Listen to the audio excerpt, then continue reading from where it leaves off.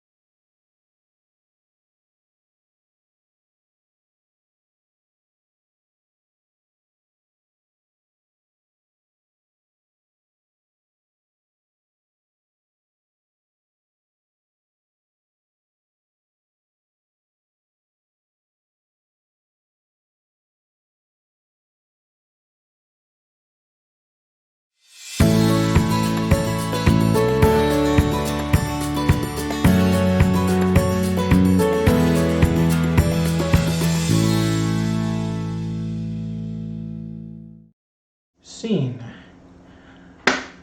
Welcome everybody to Worldbuilders Weekly. My name's Gray. I'm the Executive Director of Worldbuilders, and on the screen to my this side is Zay, right? Okay, just making sure Joe's not up here. Hi guys, I'm Zay. You know me. I'm the Assistant Director at Worldbuilders. You come and hang out with a couple of geeks every week. It's super fun. Sometimes we have a special guest. Not today. Today we just have a guest, but yeah. Joe Abercrombie. Thank you for joining us. Hello, it's an absolute privilege and honor for you to have me here. Yes, it is actually. You missed the battle in the Thunderdome between me and Zay to see who got to host this particular one. And as you can see, it was a tie. So, but we always start out. We talk about trivia questions. We try and use actual language too. Sorry about that. We're using American English today, Joe. Sorry about that. Of course. Start out with our little trivia question. Thanks to our wonderful Jenny. It comes from another book you may have heard of, The Name of the Wind. By this great... No, I'm not familiar with that one. It's an up-and-coming writer, Patrick Rothfuss. Really? Yeah. I think he's good. You know, I don't really keep track of everything that goes on in the fantasy very realm. So the question is, in The Name of the Wind, students at the university seek answers in the Hall of Wind, which used to be called by another name. What are the cryptic answers one might expect to get from the Hall of Wind, which is featured on a t-shirt at worldbuildersmarket.com? Plug. And the answer, Joe, do you happen to know the answer? I fear that I do not. Okay. Sorry. No, I don't. If Yeah. it was about my book, I'd have an evens chance, I think, of getting it right. But if it's someone else's, then very limited possibility. To be fair, I had to look it up myself. The answer is, there's first the book cover, and soon, yes, no, maybe, or elsewhere. And really, I think he should do one of those voiceovers for like the TomTom or the audio when you're giving GPS directions. And like that's the only thing you get. It's like you don't get turn left, you don't get in 500 feet. You just get those 5 words. Yes, Saucefire pointed out in chat. So basically, the Hall of Wind is a giant magic 8-ball. Yes, that is exactly the thought that I had as well. Ray, did you say you did know this one, or you had to look it up? I had to look it up. Actually, I take it back. I didn't have to look it up. I had to ask our trivia czar, Jenny, for the answer. Because I tried to look it up online. And it wasn't there. Oh, sorry. Go ahead. I was just going to say, this is the first one in quite a while, actually, that I think I had a strong chance. Lately, it's been a lot of Star Trek, and I'm just out of my league when it comes to that. Right.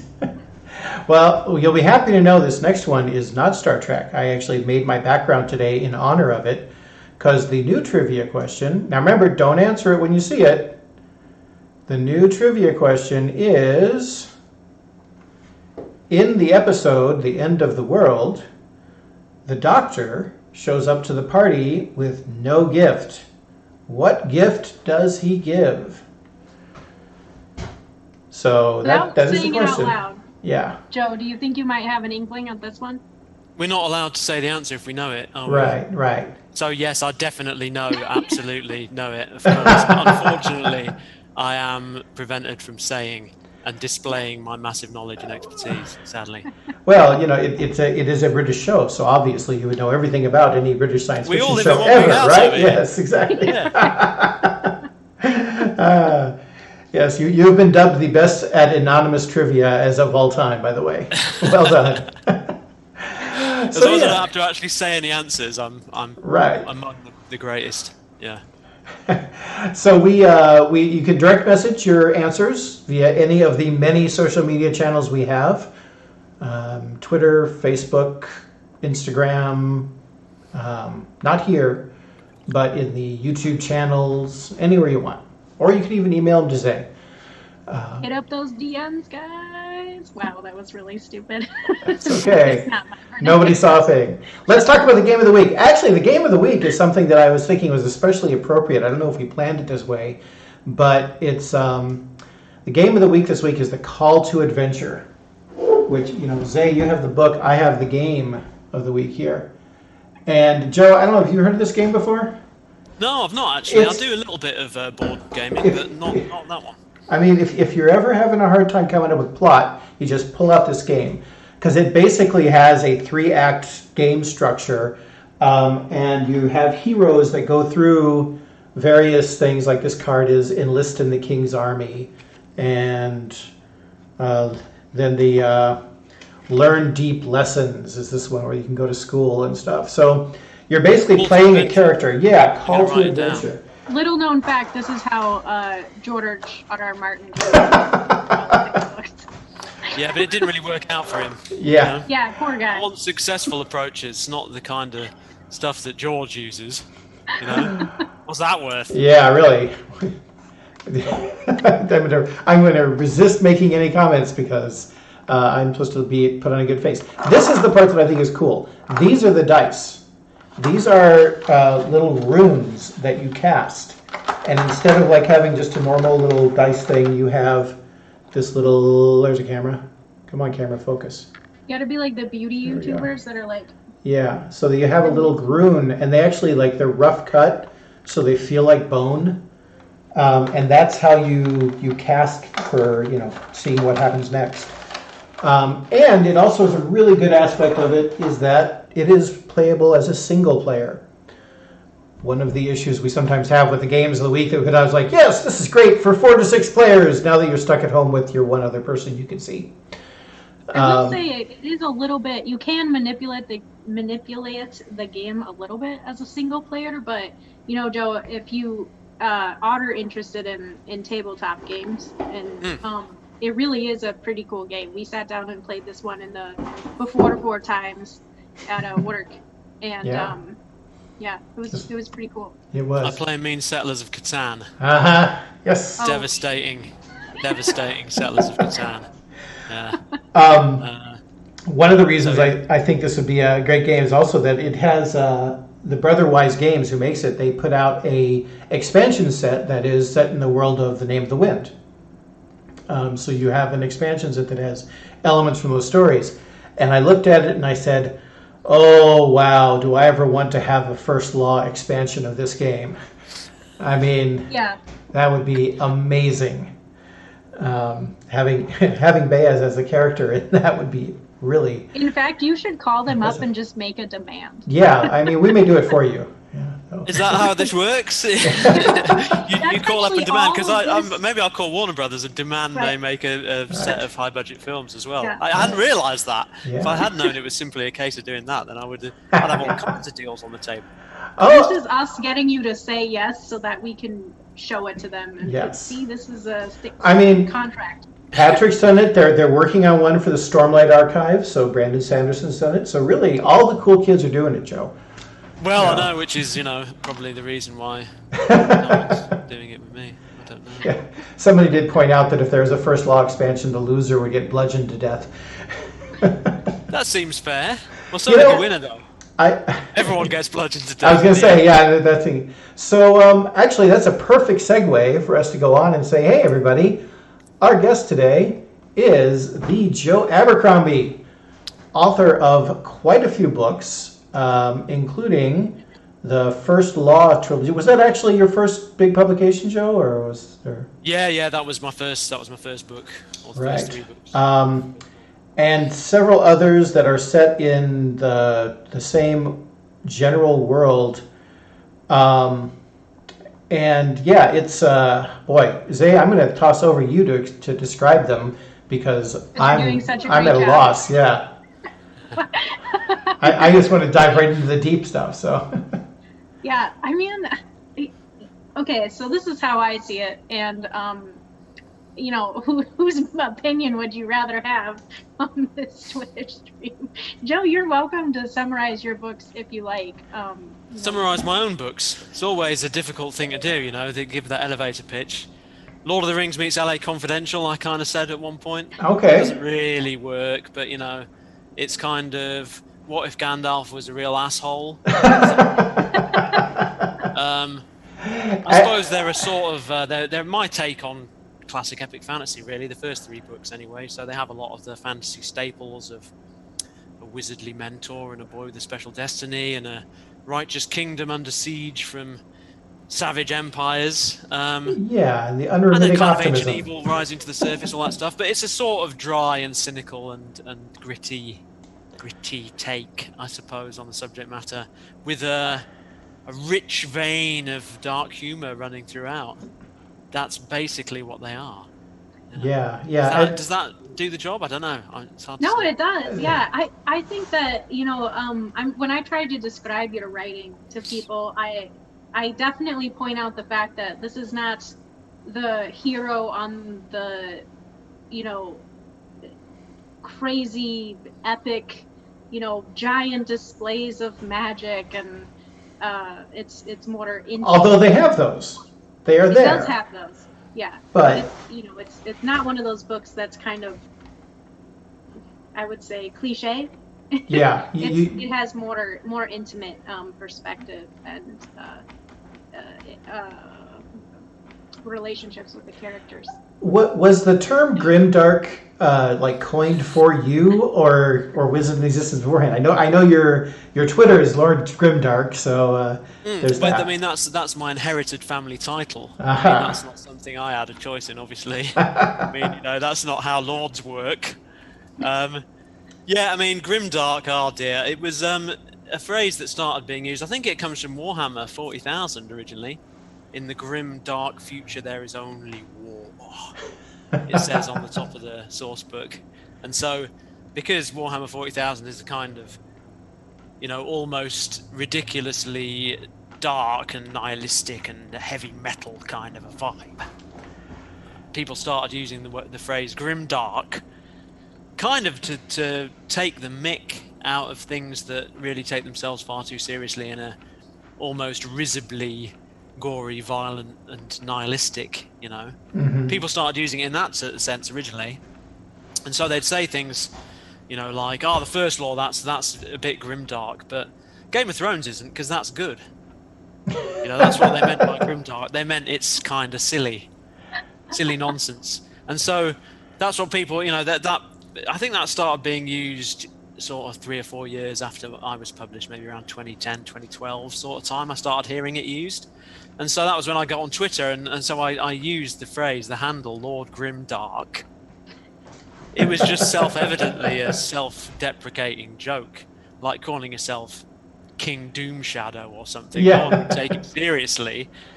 But then, of course, people started using it quite seriously to describe a kind of subgenre of fantasy where nasty stuff happens, and it's very anti-heroic, but also possibly has a kind of dark sense of humor. But no one ever really agrees on what is meant by grimdark. Everyone has a different definition, and so any debate involving it is always people talking past each other. It's a very frustrating area. I'd never describe my own stuff as grimdark. Just it's not a word I would pick. I mean, I've got no trouble if other people want to use it. That's fine. If you guys want to get this grimdark novel, it is on Worldbuilders Market right now. We do have limited availability for the book plates. They order for pre-order. We do have some left if you still buy it now. And Joe has the wonderful book plates there. Look at that. Yeah. These were created by Julia Madalena, as you guys all know. Hi, Julia. And Joe has them there. I do. Joe, just for Julia's ego, could you let us know how much you liked or hated these? I love them. I think it's always. I was physically ill when I saw them. No, it's great.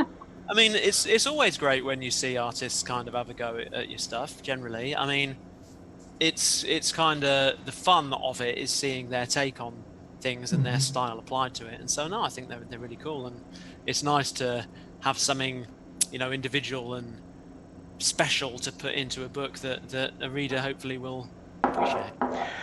As a cis white guy, I'm not really qualified to comment on this, but I've had it corroborated by people who are not cis white guys, that for a cis white guy, you do a really good job of inclusion and diversity and things like that. I mean, your characters are not always abled. Your characters are not always beautiful.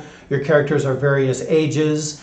And this particular one, I mean, this is kind of sort of the protagonist for the new section of that trilogy. Up like it's Simba. Yeah. And I was curious, I mean, do the characters sort of pop forth in your head and say, hey, tell my story? Or do you sit there with a chart and say, well, okay, I have this person, now I have to have someone like this? How do you come up with the different characters? Well, thank you, first of all, for the praise. I like praise. Praise is really nice. If you've got any more, then don't feel shy at any time. Somewhere around I think, because as well, I'm not sure I've always covered myself in glory in that particular area. The first 3 books are quite white guy heavy. The word sausage fest has been used on occasion by reviewers, I think, to describe those. And, there are some female characters in there as well, and they're both really good. But there's could have been more, I think. And so I've sort of made an effort over time to improve that side of the writing, simply because I kind of feel that the world has quite a lot of women in it. Don't know if you've noticed. I'm told maybe 50%. And so to have some female representation within the cast just feels like it makes the world more lived in and kind of realistic and believable. And you just get more range of characters, range of relationships between characters. And so it's something I've kind of tried to work on. I mean, not as a slavish box ticking exercise, but just to try and get as much of a range of voices in as possible. I think it just keeps you fresh and interesting and involved as a writer as well, to keep looking for new styles of characters to try and new voices to find. How do they come about? I suppose it's hard to say. I mean, with the first books, they were people that had been in my mind for many years, right back to childhood in some cases. So they were sort of there already, and it's hard to pick the moment when they appeared.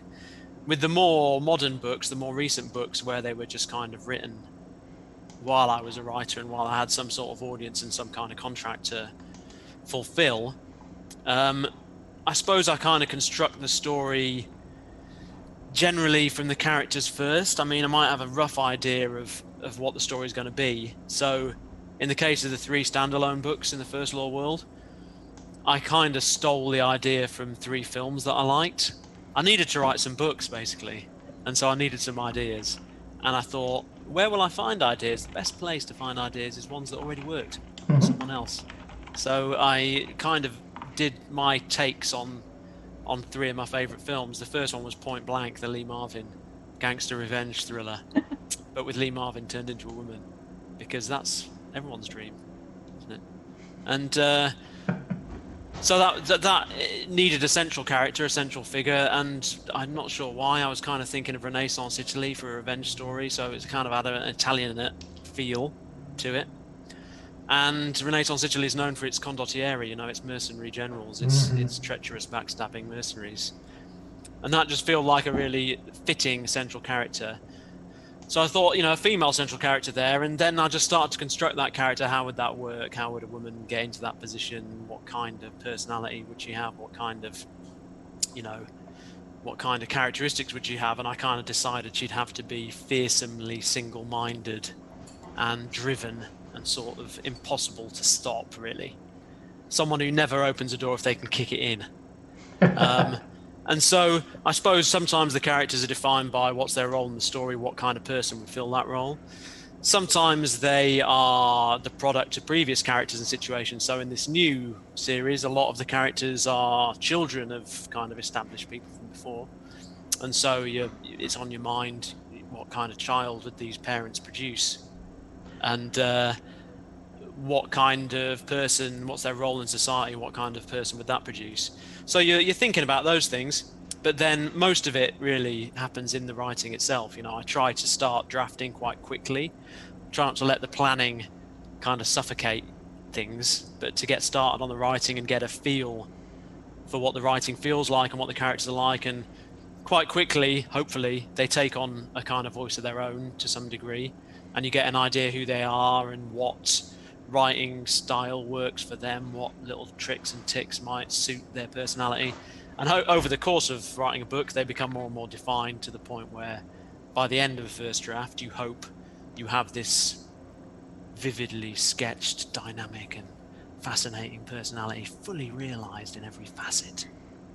I should get a suede jacket with, I was going to say, yes, elbow pads, there. Right. Maybe a spotlight to really give it a bit more drama. On it. Exactly, yeah. Yeah. Something like that. Did that answer the question? Probably Yeah, not. very much. Yeah, I go ahead, Zay. No, I was just curious, and I feel like we might jump around a lot, but this was something that was kind of on my mind as we were chatting, because, normally you're going through your regular publication, and I asked you, is COVID kind of weird? We've been asking authors about that, but for you specifically, you've now had your drop. Your book has been, released. There was pre-orders. I'm just curious, kind of not only how that went, but what is your perspective? Because it seems as though for a lot of publishers, they might withhold until COVID is done and then drop books, which might saturate the market a bit. Yeah.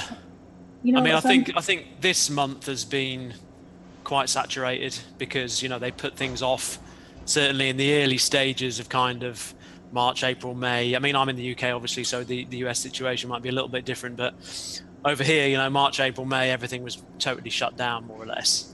and then bookstores started to reopen, at least to some degree. And so kind of towards June, July, things started happening and moving a little bit more, but a lot of the bigger releases did get held back, or some certainly. And so in September, when, you know, they've really dropped a lot of stuff this month. So it's been kind of tricky. I mean, it would be, I think, a very bad time to be a debut.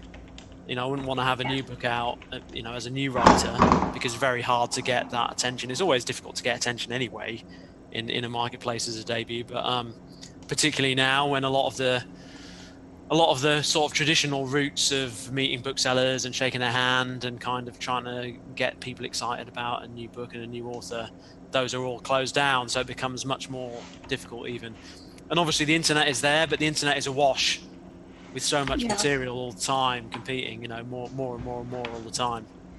So it's very difficult. I think if you're more established, you know, it's less of an issue, hopefully, and especially in a genre like we operate, where, you know, you tend to build up a readership over time, and then that readership stays, fingers crossed, pretty loyal, and is generally waiting for your next book.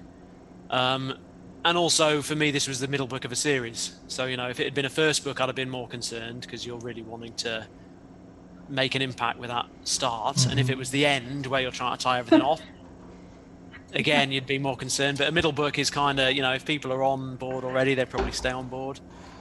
And if people come on board later, they'll go back and get it, yeah. Yeah, you hope so. So it's a weird time. I mean, you know, normally I'd be out touring generally and doing bookshop events in the UK. I mean, the US is much harder to tour in, because, you know, you have to fly between cities. You can only manage one event every day or two.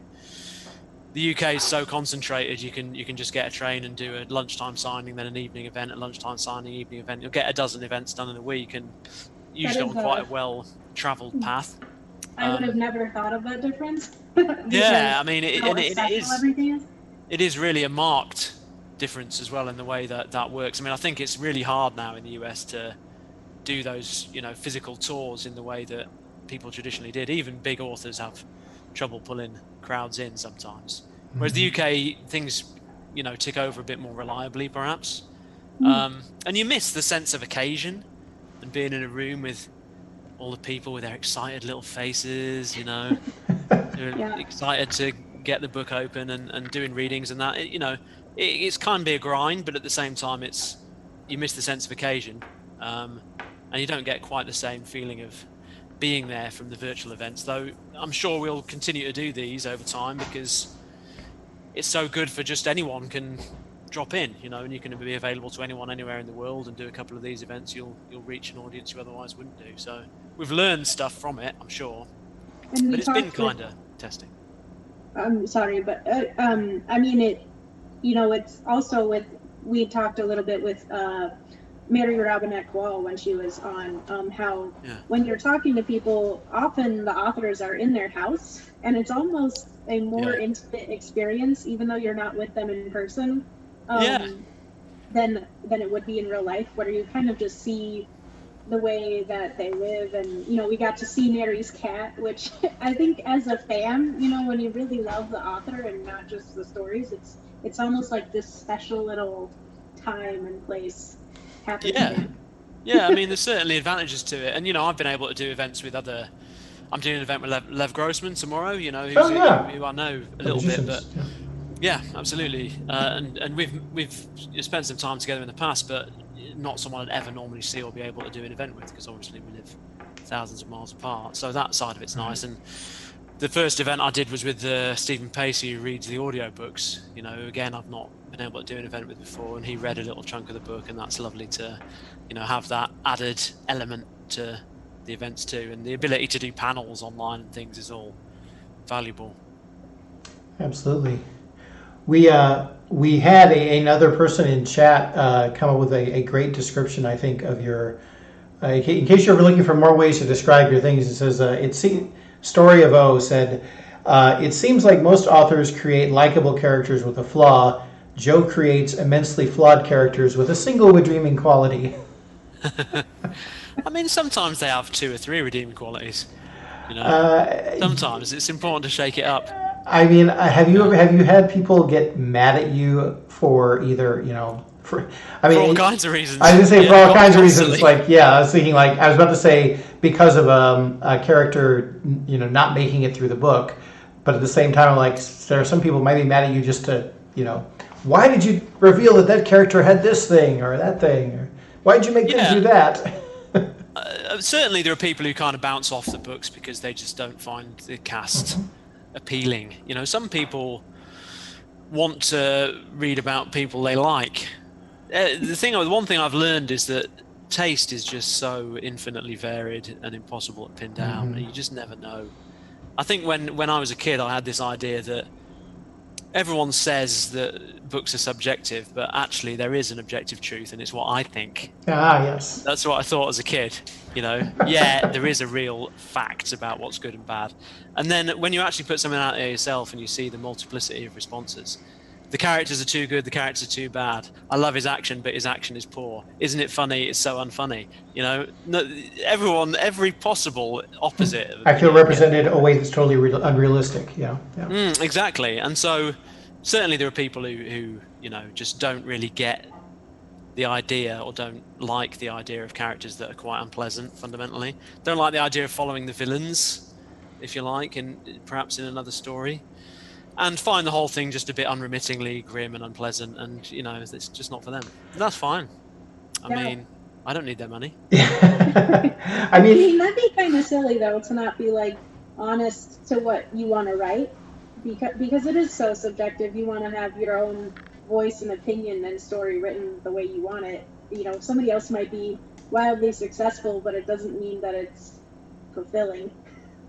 Yeah, and how boring if everyone liked the same thing anyway. The joy of writing is the range of voices that you get, and how everyone has a different approach and a different style and a different way of expressing themselves. So that's what I really respond to as a reader, is when you read something that I could never have written or thought of that is just expressed in their own authentic voice. So you've got to do what makes sense to you always, I think, anyway. There's no point in trying to be a bad version of someone else. You've got to be a bad version of yourself.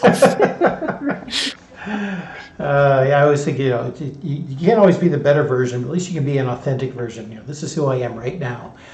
I mean, obviously, we're not going to make the mistake of saying, is it coming to the TV or movies? Because if it is, you can't talk about it. But actually, Zay, I think you came up with this question, didn't you? It was a pretty good, neat one.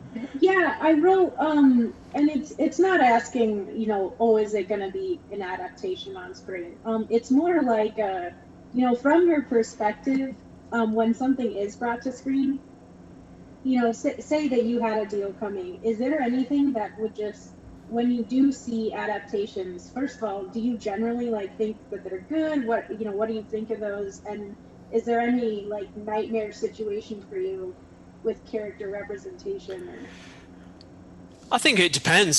So some are great and some aren't, and the great ones stand very clearly. Game of Thrones clearly has made a huge difference. I think Lord of the Rings first was the first fantasy thing that really made fantasy look cool, made it look expensive and big and looked like it does in your mind's eye up to a point.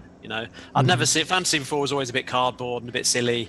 There's some interesting things out there, but Lord of the Rings in 2001, which was around the time I started writing seriously, so it made a big impact on me. That was the first big thing, and then I think Game of Thrones then subsequently was sort of the other pillar that showed, fantasy could work on TV as well as film and still look great and be adult and gritty and shocking and unpredictable and all those things. So I think it all depends, and what makes a good adaptation is different every time, and in a way what makes a bad one is different every time. So do you have a real strong physical representation in your mind of your characters for if they were to be live on screen, or is it more abstract in that kind of way? It's definitely abstract. I mean, I think partly because I write from within their heads a lot, so I don't really think of them their appearance that often. And certainly, I mean, on some occasions, if I'm having trouble with a character, if I'm kind of finding they're not really, their personality is not really developing, they're staying a bit bland and neutral, then I'll try and cast them I'll think of an actor who has something interesting about them, something interesting in their look or their way they express themselves or whatever it may be, and then I'll find some photos of that actor, that seems suitable. I'll stick them up on my screen where they might give you. You're sorry. You name an actor. Who made it into your book? Who made it into my book? I'm trying to think of a good example. Okay, well, here's one, right? So, in this recent set of books, there's a character called Gunnar Broad, right? He's this big guy trying to escape a life of violence, kind of trying to, but at the same time, constantly drawn back into violence. It's a bit of an Abercrombie standard character in some ways. And so I'd written the first book, I think, already. It was all done as one big draft. So I drafted the first book and I was kind of working on the second one. And I went to see Blade Runner, the recent one, 2049, is it? 2049.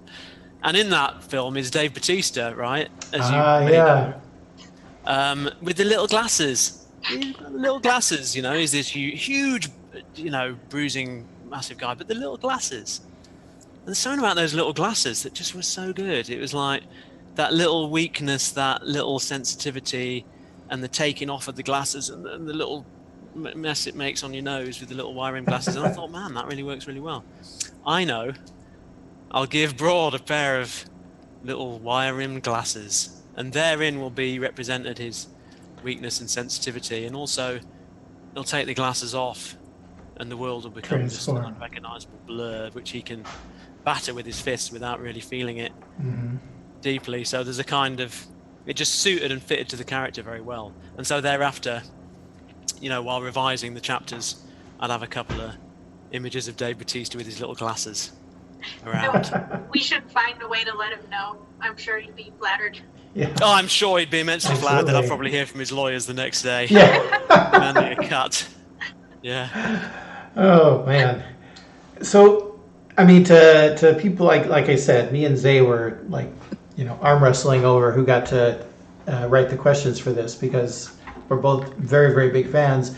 For us, you're a very high profile author. And yet, talking to you, you just seem like a regular guy. I'd love to, go, have a beer with you sometime.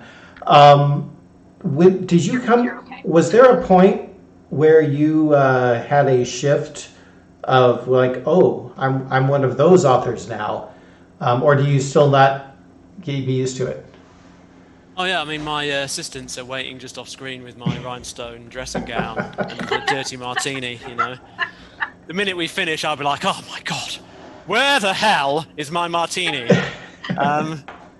No, I don't think you ever feel like there's this moment where you become a sort of, there's a moment where you become able to write full-time financially, maybe, kinda. But then you're always conscious that, many writers never manage that. Most published authors don't do it as a living at all, nowhere near. And many do it for a few years and then can't sustain it and go back to other things. So you're always conscious that your time in the sun may be limited, and that generally your career's on either an upward trajectory or it's a downward trajectory, and you're always waiting for that to happen. So yeah, I mean, I don't feel like so sometimes you'll kind of see a display of your books in a window and be like, oh, people read this, people take this seriously. And going back to the events, you go in a room, the first event I ever did had 10 people, and I knew 9 of them already. And I think the other one was just trying to get warm somewhere. And, then the third or the fourth book, I did events again, and there were like 20 people in the room. And then it's reached the point where sometimes there are 100, 150, 200 people in the room. And that starts to get kind of, wow, people actually come out to hear what I've got to say. It's a bit bizarre. Did you get to meet it? You have this split kind of personality where I think any successful writer has a voice that says, you're amazing, you're brilliant, you're fantastic, your stuff is superb, you deserve the Nobel. Why haven't the committee phoned yet? And then there's another voice kind of saying, this is junk, this is trash. They're going to find out. In the middle of the night, you're not funny, you're a dumbass. And those two voices are in endless balance with one another. So you're always shocked people like it, and you're always shocked when they don't. Did you get to meet? Have you gotten to meet any of your heroes, and or not heroes, I guess, of people like you're like, I never thought I'd meet you, and now I'm at the same convention with you, or something like that. I have. Yeah, perhaps I shouldn't say who some of them are, though, because I mean, it's your choice. letting the cat out of the bag. I mean, obviously George was one early on, George Martin, who was, reading that book of Game of Thrones was a big thing for me, because I'd read a lot of fantasy as a kid and been really into it and always had a lot of ideas for writing myself, but never really tackled it. And as I got more adult and read a lot more widely, I was sort of got a bit frustrated with fantasy and found it a bit predictable. And then reading Game of Thrones made me see it in a whole new light. You can be kind of adult and shocking and do interesting stuff, character-centered stuff, and so that was a big kind of inspiration and made me really think about taking it seriously. And so meeting him was great. But as you were saying, he's just a guy who's really into writing and loves being part of a group of writers, and very down-to-earth, straightforward guy, really. So it's always great to meet people whose stuff you've read, especially when you were younger and was kind of an influence on you. And then I've been lucky to meet a few filmmakers and people who I really like, which is always exciting. I mean, not as exciting as it is for them meeting me, obviously. Obviously, yeah. There's a question in the chat that says, oh shit, a lot of your characters Have storylines that are left open-ended. Why? Do you do that on purpose? That's what. Why? Well, has your story ended this evening? Or does it continue beyond the end of the book? That's the thing. I suppose I was always a bit fascinated by fantasy, where you start with this farm boy, he has no past, he has no history, he's unformed, he's clay, often in the hands of some wizardly mentor of some kind. And then the story follows his development into somebody and ends with a climactic battle of good against evil, after which nothing will ever be the same again. Real life's not really very much like that, is it? I mean, if you look at the Iraq War and you tell it as the story that starts with the invasion and ends with the proclamation of victory on the aircraft carrier, you've sort of missed the point, because the point was before and after. And so I'm kind of fascinated by the way that one story bleeds into another. Very few wars really change things fundamentally. The system persists, the hats get moved around, but life goes on generally for most people. A few people might be ushered off the stage, but generally life goes on. And I just find that kind of world more true to life and more interesting in the end. I don't like a story that ties everything up supremely neatly, because it doesn't feel true to me. I mean, some do, don't get me wrong. Yeah. Not judging the way other writers might choose to do it. Many of those stories are fantastic, but it's just not what I want to do. I like things that are ragged and unpredictable and frustrating sometimes. I'm grateful for that, because there have been several times that I've been reading your books, and maybe I'm just slow or whatever, but it takes me a while to suddenly go, wait a minute, that's that character from that other book. Oh wow, I never knew that was that kind of thing. And so I love seeing this character that Julia illustrated here. When I realized that this was the person who's going to be one of the main characters, she was my favorite in the original when she originally shows up. And so I just gave a spoiler. That one person doesn't actually get killed. But don't get attached to anybody else. I don't tend to kill off that many central characters. I'm not a big character killer, actually. Secondary characters, yeah. True, you just do horrible things to them. Joe. That's true. Exactly. There are much more interesting things you can do than kill people. Yeah. And actually, one thing that's again one of those representation things is that a lot of times people will say, well, if this happened to me, I couldn't do this then. And your characters tend to have things happen to them that change them permanently, and then you explore how they go on from there. Like what happens next? What kind of person does this person become? Zay was talking about her favorite character, Glokta, earlier. Zay, what is it that appeals about Glokta to you? I mean, because he's not exactly the most likable guy. No, it's not that. It's not. It's the opposite. I feel like I come off as bubbly, but I inside have this very cynical just angry at like, and the way that I deal with everything is like I laugh at it, like I make it into a joke, and I think that he's the character that, because if I'm not mistaken, in First Law, you're pulled in with Logan coming down the side of the mountain. But it's really when I got to Glatka that like his just rhetoric of his view of like this cynical but hilarious kind of punchlines on the world that I felt like I really kind of what's the word?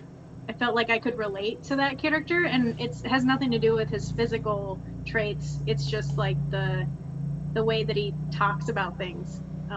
I think it's also one of the first times that while I was reading a book, I actually like laughed out loud and not just like in my head. So it's just, yeah, really good. Yeah, nice to hear. Definitely. My partner and I like consequences and damage, and a lot of characters in the classic fantasy I read as a kid, you know, they come through unscathed generally. I mean, maybe they have a little nick above the eyebrow that makes them look dangerous, I don't know, but they generally come through unscathed. You know, Aragorn is a great warrior, but he can still be a great king and a sensitive lover and all those things at the end. And most people who get involved in heavy violence with edged weapons don't necessarily end up supremely well-adjusted members of society afterwards. Yeah. So yeah, I was kind of interested in looking at people who were irreparably damaged physically and psychologically by what they might have gone through. And I suppose Glocta is the natural result of that train of thought. Yeah, I think it was also hard though, just I guess talking specifics, that one character, because I think at some point in the book you mentioned he's like mid-30s. It was really hard to then imagine, because that's not said right away, that he's not actually like old. He's just really battered, like middle-aged, like young guy. Yeah, my age, early 30s, or very late 20s. You know, very, very late teens like me. I actually heard you say something about how you played the early video games of the 70s, which I thought... One, I love that you're a gamer because we're all geeks here and we game. Yeah. But two, I can't pinpoint how old you are. So if that makes you feel better. Joe is eternal. Like Bears, you know? I have no age, ageless. Yes. 74 I was born. So I was just about in the very late 70s playing video games when they first appeared, Space Invaders and stuff like that, yeah. No, that's good. That makes me feel better because I was like, man, you can't be that old that you were like in your 20s and your 70s. No, not in my 20s, no. I was pretty little, yeah, when those were happening. But I've been a gamer all my life, yeah, and you know, definitely that's been an influential thing on me for sure.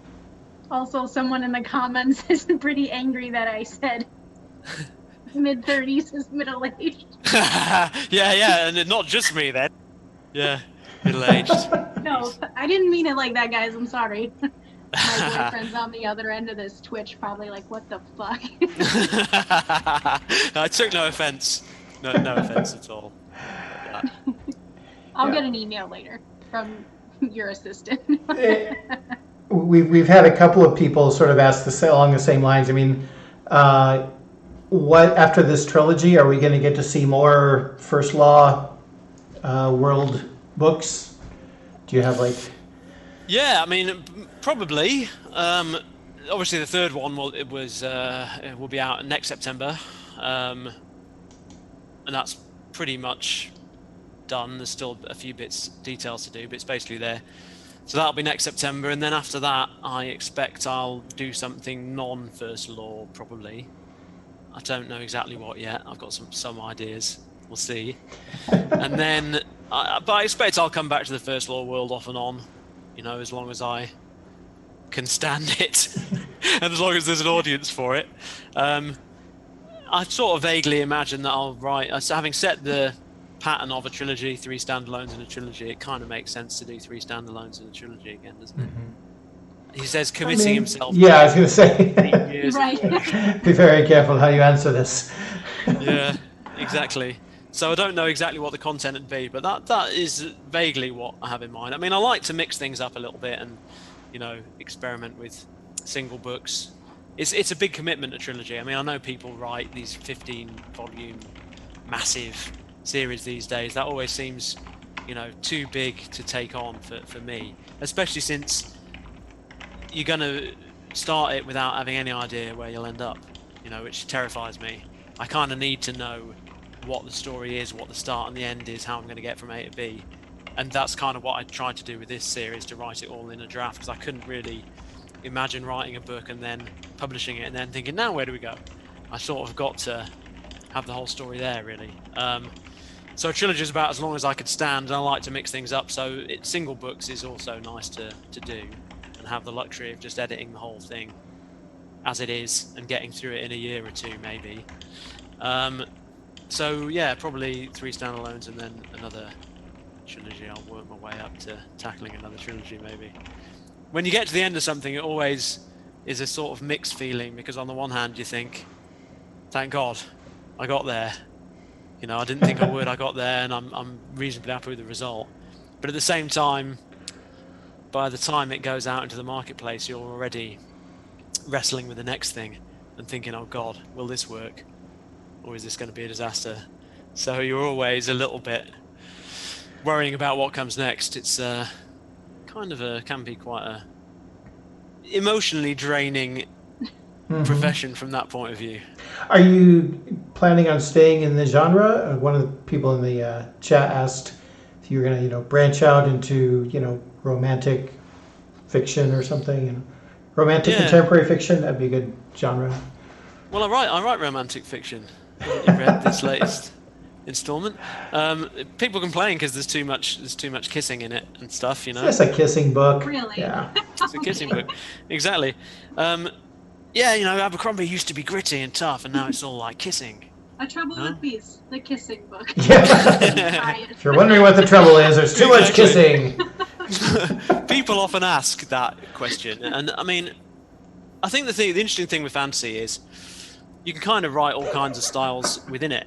You can, and I already have, in a way. As I was saying, I wrote a kind of gangster revenge story and a war story and a western, while staying in the same world and within the sort of umbrella of fantasy. Publishing's weird in that there's always an inertia to what you're kind of successful at already. If you've had some success, publishers want more of what happened before. Readers want something reasonably similar from you and get kind of upset if they get something radically different. So there's always this pressure to stay roughly in the same area, and I'm not kind of someone who generally is flooded with ideas. That's very surprising to anyone who's read my stuff, obviously. I mean, I don't have dozens of novels waiting to go and I think, oh, I'll do that one next. I tend to get to the end of a project and think, right, I've got to write something else. And then I laboriously put it together, like Frankenstein, like Dr. Frankenstein putting together his monster, Well, so the process is a kind of one where I think, what am I going to do? And I take on all kinds of considerations. And generally speaking, the idea of moving outside fantasy is scary and dangerous. So I haven't tackled it yet. Yeah, I was kind of surprised. I remember when I read Half a King, and I got done with it, and I was like, this doesn't feel like a Joe book. This was like too light. And then I realized it was sort of like some people say, oh, that was intended to be YA, and I was like, oh. Okay, yeah, I guess it would be a little more gentle. And then I'm like, wow, that's really dark for a YA book. I mean, why that particular choice to make that story YA, or is that going to be more of those, or? Yeah, I mean, well, the reason I wrote that was sort of partly because I got approached by an editor, a guy called Nick Lake, who's an editor of young adult fiction at HarperCollins in the UK. And he was a fan of the adult books, but he kind of said, I think you could write a really good young adult book.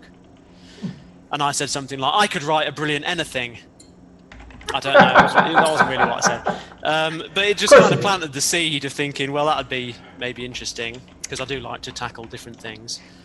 And it sort of intersected with me having kids myself as well around that time, and seeing them grow up and seeing the kind of impact that the stuff they were reading had on them, and reminded me of the way that, you know, the books that I read as a kid have this lasting impact in a way that adult stuff, even if you love it, somehow never quite does. And so I felt like it would be nice to write something for impressionable young minds, and also, you know, to write something shorter and more focused, just to practice that discipline of writing something short and tight and in a slightly different, more mythic kind of style. So a whole range of different ideas sort of came together into writing those books. So it was no one thing, but just generally a feeling of wanting to take a break from first law and try a slightly different approach. But I think even with those books, I was slightly, you know, there was a difficulty with that kind of inertia I was talking about, because they didn't really get sold as YA in a sense, especially not in the States. Like in Spain they were, for example. Yeah, I had no idea. But in the States, because I was known for adult fantasy, you know, they ended up kind of getting sold to the same people in a way, which was fine. But I think that's partly, you know, what you're describing is partly because it doesn't necessarily suit the publishing to pitch them as something very different from what you've done before. Like in Germany, they just sold them as if they were the same as the previous ones, and people got a bit peeved for that very reason, I think. Weird to think that publishing, I mean, it makes sense, but that the publisher has like an influence on what they tell the writer that everyone else wants, I guess, instead of the writer just doing what they want and deciding how it's going to be marketed. I don't know. Well, certainly, you know, the writer can do what they want, as I often pretend to do. I mean, I do what my mum wants, really. But the writer can do what they want, but then the publisher is the one who's got to pitch it and do the cover and decide how they're going to sell it and how they're going to, you know, who's going to publish it, for one thing, as well. You know, who will the publisher be? So, for instance, we talked to a whole set of different publishers for that book in the UK, and, you know, one was more of a children's publisher, and they probably would have published it in more of a YA style. But in the end, it made more sense to go with a kind of adult fantasy list. So yeah, I mean, there are a lot of things that are out of your hands, and obviously there's a whole set of considerations about, you know, how women who write fantasy tend to get pigeonholed into YA stuff, or, you know, it's sold more as on the romancy side, whereas male writers of fantasy, things are sold in a manly, grimdark, military fiction kind of way. So the same book can be put in a different wrapper depending on, you know, people's tastes and what they think the market will respond best to. There's a whole alchemy of where the best way to sell a book. I mean, just simply the fact that clearly I have very different covers in the UK and the US for this series. I mean, that's because... Hold on. Always grabbing the UK book, guys. Yeah, there we go. It is crazy different. You'll have to hold them up a little higher. Yeah, there you go. Yeah. That's Yeah. the UK, that's the US. And so, you know, in the US, I'm less established. And in the UK, I don't know if you guys know Bernard Cornwell, the kind of historical fiction writer. He writes Sharp and The Last Kingdom and things like that. That's a big market in the UK, kind of man's historical fiction. Manly man's sword fiction. Master and Commander kind of stuff, yeah. Yeah, that's what this looks like, because that's the kind of market they would like to push me into, partly. Whereas in the US, that market doesn't exist so much. But there's certainly a more literary kind of market. And so this book looks more like a literary serious book for serious people. Manly sword fiction, serious people. But it's the same book. Just who they think the best market is. Because I was more attracted to this US version, to be honest. You know, I mean, we weren't sure at first what was the difference. We were putting it up on the marketplace until someone pointed out one is the UK publication. But you know, I do find this more of like an attractive, more minimal, not as not quite, you know, the divulgent hero upon his horse with a sword. This is definitely a bit more pulpy, you know, and a bit more literary. So yeah, I mean, there's a lot in the wrapper and the way that it's marketed, of course. But then all of that is incredibly important, because if you don't sell any books, then it'll be lean times around my way. We're here at the end of our time, Joe, and I don't Sure. want to keep you any longer if we can't. But normally we ask authors a little lightning round of like, what's your favorite beverage? Something during COVID that's helped you cope, or like a show you recommend, things like that. Do you want to do that with us? Yeah. Okay. Yeah. All right. Beverage, I'm not pushing you to say an alcoholic beverage, but oh boy, what's that? This is Lagavulin. It's actually a special edition. Yeah, it's a distiller's edition of Lagavulin. They do one of these every year. Oh, Beth is writing this down. Yeah, it's so it's a smoky one. I appreciate all ones, and this is a kind of a Beauty and the Beast pairing. What is the other which one? I enjoy. The other one's Ben Romack, 15. But smooth. It's a smooth Speyside. This is a smoky Islay. This is a kind of urbane cavalier, and this is more of a brutal barbarian. That's the vibe. Okay, you I think you just ensured your invite to the Worldbuilders After Dark happy hour that Zay hosts. Yeah. We tend to discuss bourbons and whiskeys and things like that. Oh, yeah, It's a good time. Yeah, Captain Great Macbeth in surprise. chat. Yeah. Captain Macbeth is also a very much a fine spirits connoisseur. Mary Robinette Coal's a big whiskey. Yep. Cameron Hurley too. I think I've had a couple of drinks with both of them again in Detroit. Funnily enough. Yeah. Oh boy, it all happens in Detroit, guys. Yeah. What's your favorite pizza topping? There's a much harder question for you. Favorite pizza topping? Probably a pepperoni. Okay, traditionalist. Do like a mushroom as well. That's fine. That's right. That's cool. We respect that. But the joy, as with reading and writing, the joy of pizza is the variety, right? The different kinds you can have. What a poet, guys. He's still got our suede jacket on over here. No. You bet. What is a thing that it can be either a game because you play video games, or like a TV show on Netflix. What's something that during COVID specifically you recommend or have found to? I've been watching Community, which I missed at the time many years ago. And it's fantastic to find one of these shows where there's like 700 episodes. You know, that you think, I'm never going to run out of this. I can just have this as a regular part of my life for the next 6 months. So I've been watching that lately. And playing Shogun Total War 2, an old stalwart, because I got a new laptop. For a long time, I couldn't have a PC. I have a PlayStation because I can lose 50 to 100 hours to The Witcher 3. But to Shogun Total War, I can lose hundreds of hours, which I just can't afford these days. But because I got a new laptop, it'll run Shogun 2 very nicely. And so I couldn't resist getting it, and I've just been sinking an awful lot of hours into that, I've got to admit. I could have written another 3 or 4 books in the last 6 months if I hadn't played that, I think.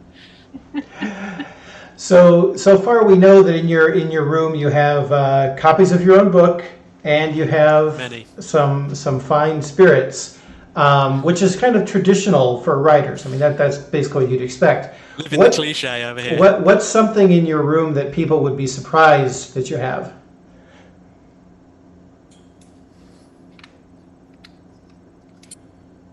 I have this tape gun because lately an awful lot of books have been coming in and out of the house. Normally I would go to a warehouse to sign stuff. Sign, a couple of thousand books in the warehouse, and they'd all be stacked up, whereas of course we can't do that at the moment. So I've been sent a lot of tip-in sheets for the latest book that have gone around the UK or back to the US to be bound into the books. So I've had these huge boxes of tip-in sheets. I've done about also comes in handy for taking care of the kids, when they get rowdy. Absolutely, just tape them up. Yep. Tape them up. Yeah. My partner actually literally once taped a kid she was watching to the wall with duct tape. Useful. That's why I love her. And let's see, what was the last one I had in there? Say, I'm having trouble finding the script. Oh, there it is. Know. Oh yeah, here's a one. I love this one. So, Joe, I have a magic wand here. I can wave my wand, and anyone in the world, alive or dead, fictional or real, from any time, can appear and they'd love to have tea with you, or coffee, or whatever beverage of choice. Who would you like to have manifest if you could just have coffee with one person, anybody you wanted? That's a crazy one. I mean, it's really difficult, isn't it? But I think Gandalf. Gandalf. Tea with Gandalf, man. You can't knock tea with Gandalf. And share a pipe with Gandalf. You know, do the whole smoke rings thing. Yeah. I think that appeals. That appeals, and You know I reckon he about gives great Joe. advice. He can blow ships and smoke.